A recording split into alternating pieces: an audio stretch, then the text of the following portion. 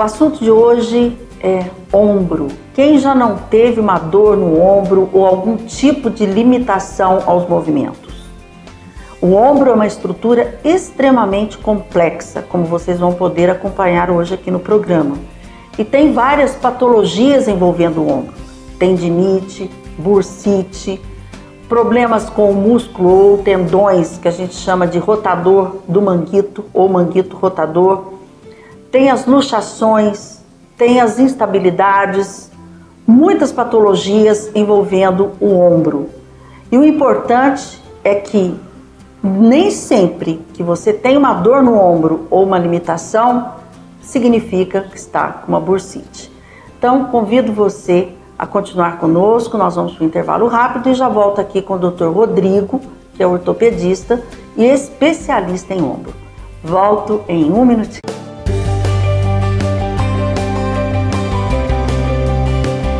Estamos de volta com Saúde em Seu Lar e hoje falando de ombro. E tenho o prazer de receber aqui o Dr. Rodrigo Lessa Cioff, que é ortopedista e especialista em ombro e cotovelo. Mas nós vamos falar hoje especificamente de ombro. Meu querido, muito obrigado pela sua presença, está aqui esclarecendo sobre essas questões aí do ombro. Boa tarde, doutora Regina. Boa tarde a todos os telespectadores aí da TV Alterosa. Para mim é um grande prazer estar aqui podendo falar da minha especialidade. Rodrigo, vamos falar aqui do ombro. Rapidamente, só para as pessoas entenderem que o ombro não é só um ossinho, né? Sim. Que tem uma série de estruturas. Só para as pessoas saberem o que tem no ombro. Sim, as estruturas ósseas básicas, a gente tem o osso do húmero, né? Que é o osso do braço, que ele se encaixa na glenoide, que é a região da escápula, que é a asa, né? Que o pessoal fala, certo. E a clavícula. E nós temos as estruturas músculo-tendíneas também, que são as que costumam dar mais problemas. Dá mais problema. Então, gente, não é só um ossinho, né? É uma estrutura mesmo. De uma maneira bem simples, tem bastante coisa. Sim. É uma anatomia bem complexa. É muito complexa. Vamos falar das principais patologias. Nós temos várias, né? Mas temos as principais. Vamos começar aí a tendinite, a principal, tendinite, bursite, sim. O mais comum? Vamos nos restringir ao que cabe à ortopedia, né? Tem as partes vasculares e neurológicas, mas em ortopedia realmente são as tendinites, são as que a gente mais vê no consultório e no dia a dia. Tá. Tendinite, as bursites. As bursites. Qual que é a diferença de tendinite e bursite?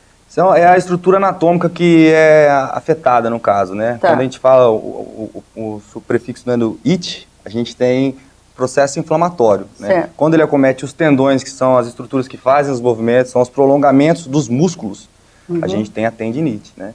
No ombro a gente tem um conjunto de tendões que a gente chama de manguito rotador, que fazem todos os movimentos, né? Cada um... Daqui a pouco nós vamos falar desse manguito aí, que é o problema, né? Esse bendito, né? Esse bendito, E a bursite, a bursa é uma estrutura que ela fica em cima dos tendões, ela ajuda a lubrificar, protege, ajuda na expulsão. Capa, assim, É uma bolsa de líquido sinovial. O líquido sinovial é o líquido que fica nas articulações e ajuda a nutrir a articulação e a impedir o desgaste ali, né? Então a gente tem uma bolsa e quando essa bolsinha ela fica inflamada no caso do ombro, né? A gente tem a bursite, no ombro, né? Mas a gente tem bursa também no quadril, a gente tem bursa em outros lugares do corpo.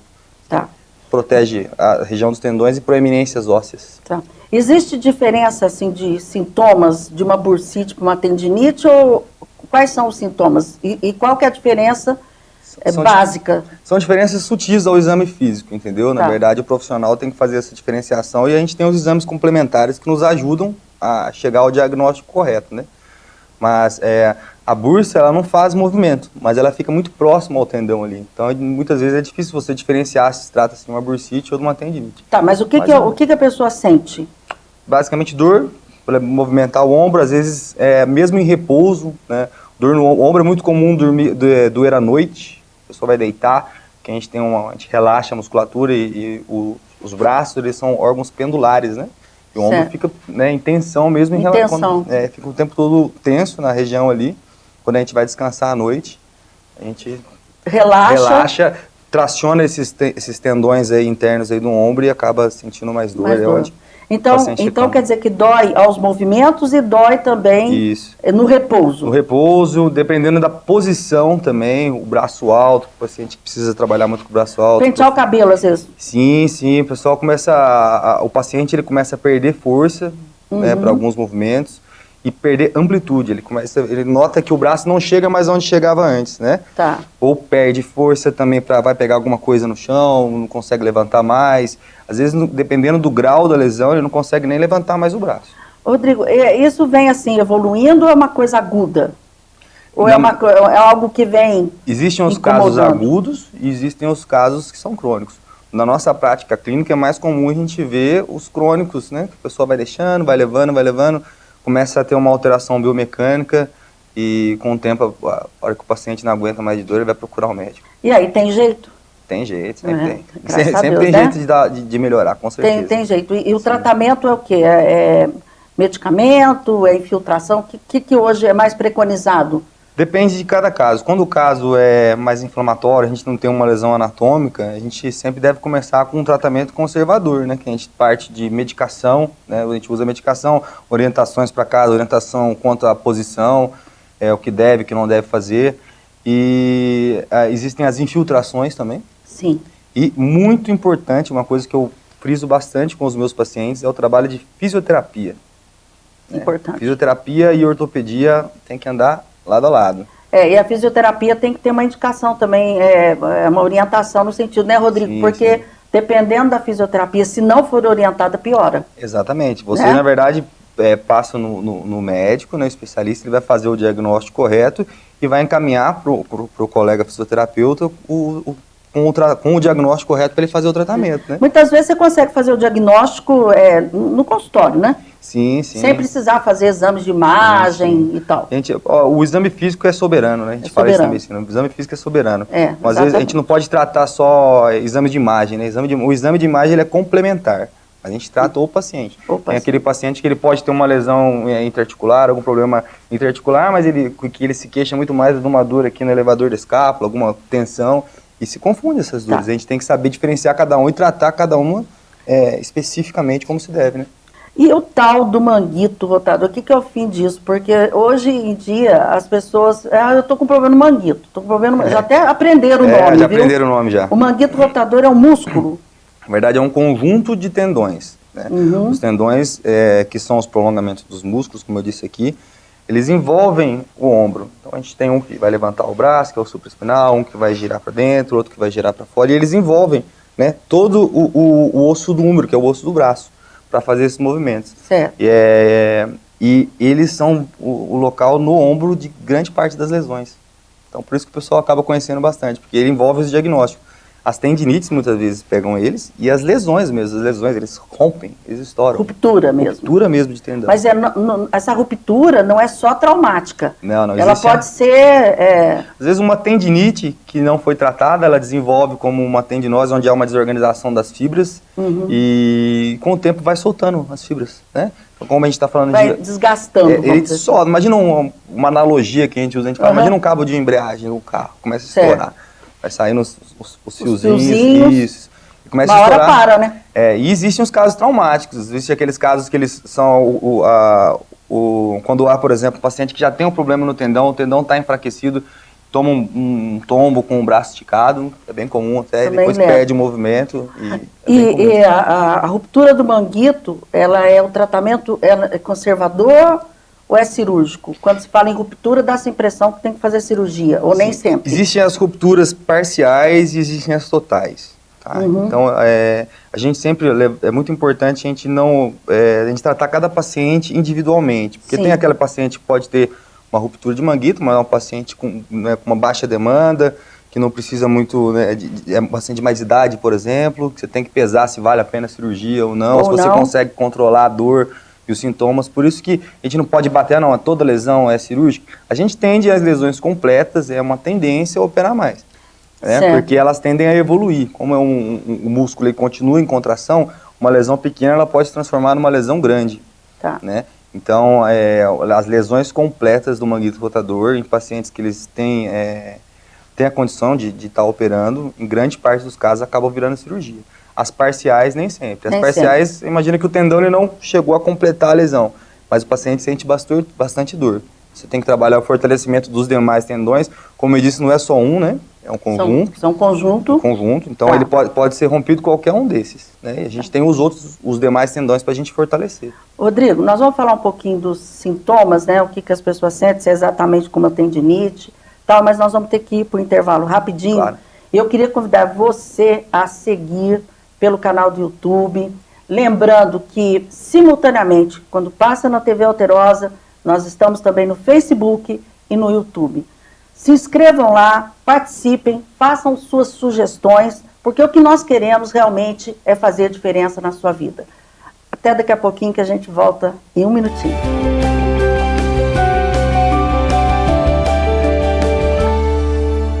Estamos de volta com Saúde em Seu Lar. Estou aqui com o Dr. Rodrigo Lessa Cioff, que é ortopedista especialista em ombro, né? A ortopedia hoje se divide em especialista em joelho, em ombro, em cotovelo, em bacia, enfim.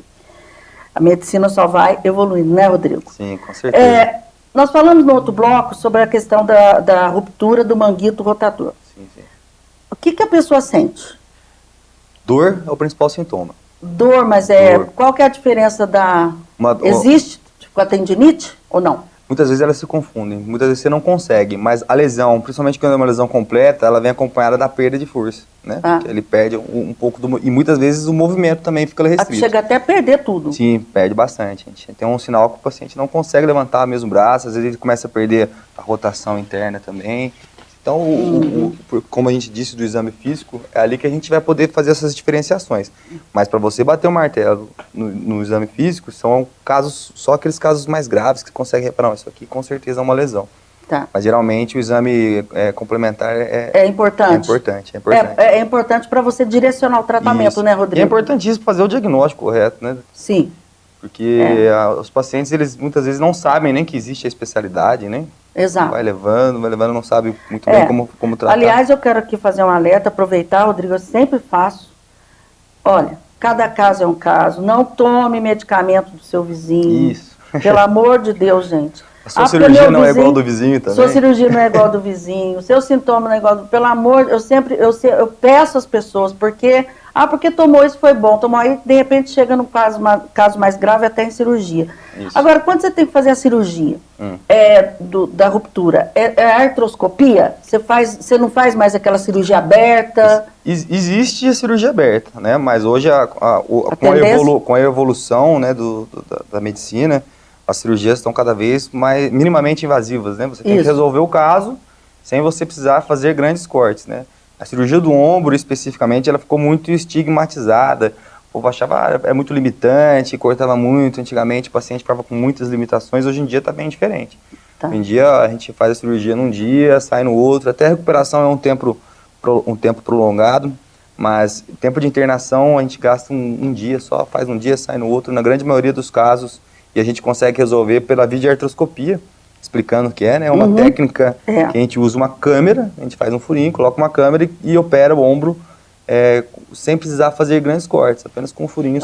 Com os furinhos. E dessa forma a gente faz essa sutura, né? Das lesões. Corrige lá as lesões. O que tiver de problema lá dentro, né? Tá bem. Bom, eu acho que acho que nós esgotamos, né? E a questão das luxações, né, Rodrigo? Às vezes tem pessoas que têm, assim, podemos dizer, uma instabilidade ou dos ligamentos, aí até do corpo todo, mas às vezes tem as luxações, né? Tem vários tipos de luxação. E o que é uma luxação? A luxação é a desarticulação, né? Quando a gente não tem mais a congruência articular. Né? O encaixe ele não está mais correto ali. No ombro a gente tem as duas articulações, né, principais. A gente tem a glenohumeral, que é a propriamente dita do ombro, e tem a da clavícula, que é uma pequenininha, que essa aqui pouca gente sabe que existe. Né? Então a gente tem que diferenciar os dois tipos de luxação. Luxação, quando é a do ombro, a glenohumeral é a principal, quando a cabeça do ombro ela sai desse encaixe da glenoide. Nossa, isso dói. Dói muito e é uma emergência, a gente tem que resolver na hora. Isso é muito grave, a gente deixar isso, não é uma coisa que deixa para depois. Geralmente o pessoal vai pronto-socorro, tem que resolver na hora. O ombro cai, né, Rodrigo? Isso, assim, deforma, ele fica deformado. Fica totalmente deformado. Faz o que a gente chama de sinal da dragona, né? ficam retos aqui. E aí vocês fazem ao vivo e a cores? Tem que fazer, tem Faz que fazer. ao vivo e a cores, eu já vi. Ali ao tem vivo que e a cores, Eu já vi fazer essa redução já. Tem que colocar no lugar. O importante é isso, né? O importante é colocar no lugar. Mas por que se demorar? Aí o osso ele fica com sobreposição sobre a outra estrutura e começa a machucar as outras estruturas do ombro. Inclusive entendeu? vasos. Sim, vasos e faz até fratura. Faz fratura. Fratura, quebra também. Agora, a luxação, ela pode ser traumática e pode ser espontânea. Tem pessoas que, ou porque teve uma vez uma luxação, acaba tendo uma facilidade do ombro. Exatamente. Depois da primeira vez, novamente. Existem os casos de frouxidão ligamentar, que são aqueles casos que realmente o paciente ele tem um colágeno, uma alteração de colágeno, que ele tem mais elasticidade em todas as articulações. Então, esses casos são casos específicos, mas os casos de luxação franca traumática, quando bate e sai do lugar mesmo, quando para sair geralmente tem que haver alguma lesão. Né? Mas só que depois ele pode ficar recidivando, né? Exatamente. Depois do primeiro caso, né, principalmente em pacientes mais jovens, a gente tem uma chance muito alta de recidiva. Né? Certo. Essa é uma curiosidade. Quando o paciente é mais jovem, em torno dos 19, 20 e poucos, quando ele sai a primeira vez, a chance de sair é muito alta depois. Olha, antes da gente falar do tal do ombro congelado, né? Gente, existe ombro congelado. Vamos falar das fraturas, né? Que é uma coisa até comum, né, Rodrigo? Fratura de ombro, ou não é tão comum? É comum. E é uma das fraturas mais graves, na minha opinião. Aí, Por quê? Das mais difíceis. Porque pela própria estrutura anatômica da região. Mas aí fratura o quê? Fratura o úmero em cima, fratura... A fratura ela pode acontecer qualquer estrutura do ombro. Qualquer estrutura, né? Muitas vezes ela vem acompanhada até da luxação, fratura, luxação. Na verdade, as fraturas elas são sempre um desafio, porque os ossos não quebram da mesma maneira, né? Cada um vai quebrar de um jeito e você vai ter que se virar ali na hora. E agora, a fratura de ombro, ela é mais cirúrgica ou não? Assim, mais um tratamento cruento, né, cirúrgico, não? A indicação da cirurgia, ela está muito relacionada à posição dos fragmentos, né? Como essa fratura se sucedeu, que posição que ficou os fragmentos. Cada caso um caso. Cada caso é um caso. Se for uma fratura que só trincou, ficou montadinho ali certinho e tal, nem sempre precisa de cirurgia. Então é cada caso. Tem que avaliar a fratura, avaliar o caso e indicar se é cirúrgico ou não. Osteoporose, né? Osteoporose, osteopenia. O ombro é muito atingido nisso, principalmente nas mulheres, porque essas coisas acontecem muito com as mulheres, osteoporose e osteopenia. Ou é mais realmente o punho? Não, o acometimento ele é sistêmico, né, na osteoporose. Mas o ombro ele é muito afetado. Assim, a fratura de úmero proximal, que é a parte mais próxima do ombro, a parte alta desse osso, ele é bem comum em pacientes mais idosos. Então, se você vê muito mais em pacientes idosos por conta da osteoporose. Cai, uma fratura de punho, muitas vezes associada a uma fratura de úmero proximal. E o tal do ombro congelado, o que é isso? Eu acho que poucas pessoas já ouviram falar nessa questão. Tendinite, bursite, todo mundo já ouviu falar, até a do manguito também. Agora, o ombro congelado, o que congela o ombro? Não é quem é? O que acontece? Ombro congelado. O ombro congelado é quando a gente tem uma alteração da cápsula articular. A cápsula articular é uma estrutura que ela envolve a articulação, né, e ajuda a dar estabilidade, protege. E quando a gente tem uma alteração dessa estrutura em específico, em que há um processo inflamatório seguido de como se fosse um processo de esclerose, ele diminui o tamanho. A gente pode pensar tipo numa cicatriz, assim? Podemos imaginar como se fosse uma cicatriz? Como se fosse uma cicatriz, então ele fica mais endurecido. A região da cápsula, e o paciente ele perde amplitude de movimento e elas têm algumas fases, tá? É importante a gente diferenciar. Existe o ombro congelado quando você fez algum procedimento, teve alguma fratura, teve um porquê, deixou mobilizado. Existe aqueles casos que eles surgem simplesmente, né? Aí nesses casos que a gente chama de idiopático, que você não sabe uma causa específica, o paciente sente dor, o tratamento ele difere um pouco. Tá? Isso.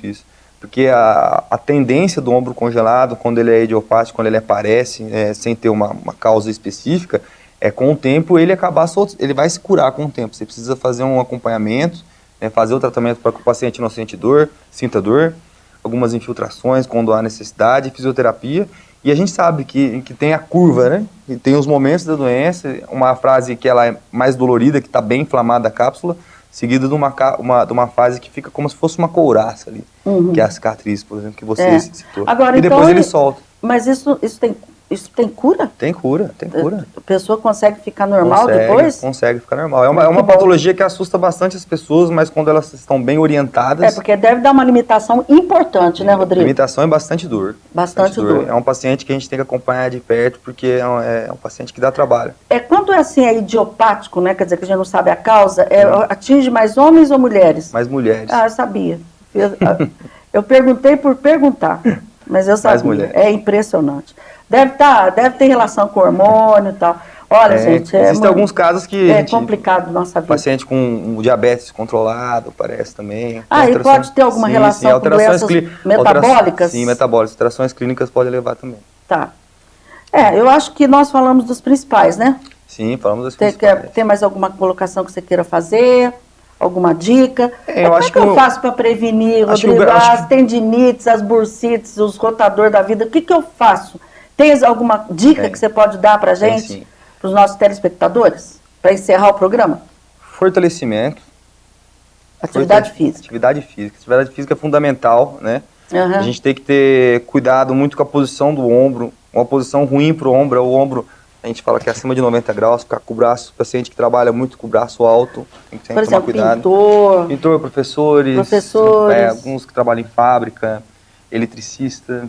A questão do computador e tal, não, né? Posição. Já é mais menos, punho, né? Mão. É menos, não vou dizer que não tem, porque a posição também de pronação aqui, a gente também faz, a gente vê isso muito hoje, né? Exato. Também acompanha problemas no ombro, tá? Mas acho que o grande aqui é o quê? Fortalecimento, tá? Manter sempre uma atividade física, fazer o fortalecimento desse manguito rotador, né? Evitar movimentos com o braço alto, evitar dormir em cima do ombro. Tem muita gente que tem problema no ombro, um dos problemas é dormir em cima do ombro, aperta as estruturas aqui. Aperta as estruturas. Sim.